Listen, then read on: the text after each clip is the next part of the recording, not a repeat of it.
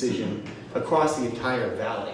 Just like one city council member, though they may come from Canyon Country, isn't voting just for Canyon Country. I have a very hard time seeing the distinction, other than the fact that how I have to run in the particular precincts that I need to run in, the difference between my division and that of, say, Tom Campbell or any of the other candidates that are running in this election. I'm going to be serving you folks here in the Canyon Country area as equally as I'm going to be serving the folks in Valencia and Saugus and in the unincorporated parts of the valley. Anyone else? Okay. Then maybe we'll all the way back. There you go. Exercise today. We want to go to the gym, we can come to Canyon Country Advisory Committee.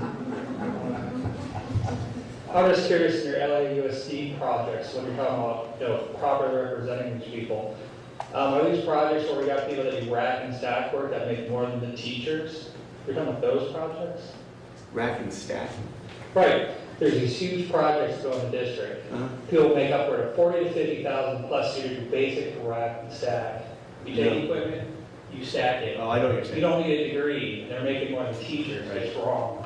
Right. No, these are folks that are promised a wage and are promised that wage for every hour that they work on the job. I don't necessarily agree that every job is paid the proper wage. That's not really my concern, though. The state says that a particular wage needs to be paid to these employees. And if that wage isn't being paid to these employees, it's being paid to someone else that doesn't deserve to have that money.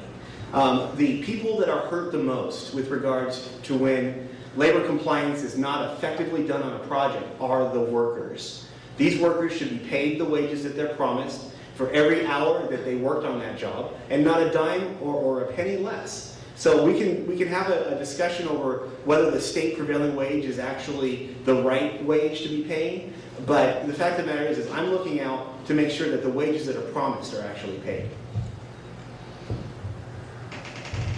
Hey, Kevin, back to the letter. You can bring that up again, but I was wondering if you could defend your remarks in the letter. How do you see CLWA's role in this whole issue with the chloride?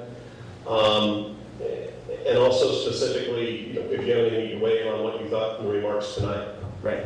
I think that the big gorilla in the room is the Alternative Water Resources Management Plan. This document is much more than how it's been described. This document reaches way beyond chloride here in the valley. It hits on some areas that also involve future development here in the Santa Clarita Valley.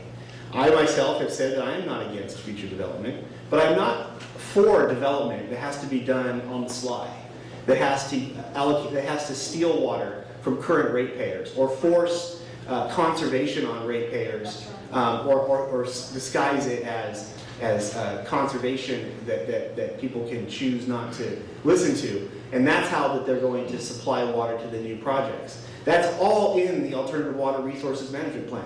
That's why that document wasn't, in my opinion, something that we could really start from honestly. And I believe that because it was not properly explained to even some of the board members who came to me, and they'll remain nameless, who came to me after my explanation of it, told me, look, I didn't even really realize that that's what was going on here.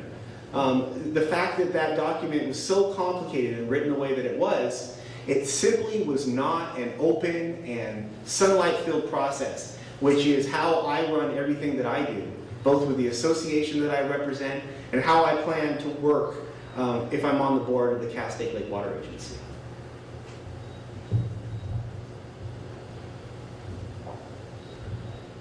Well, let's hear I Kevin. can sing. What? Did I sing? No, that might be detrimental to the campaign.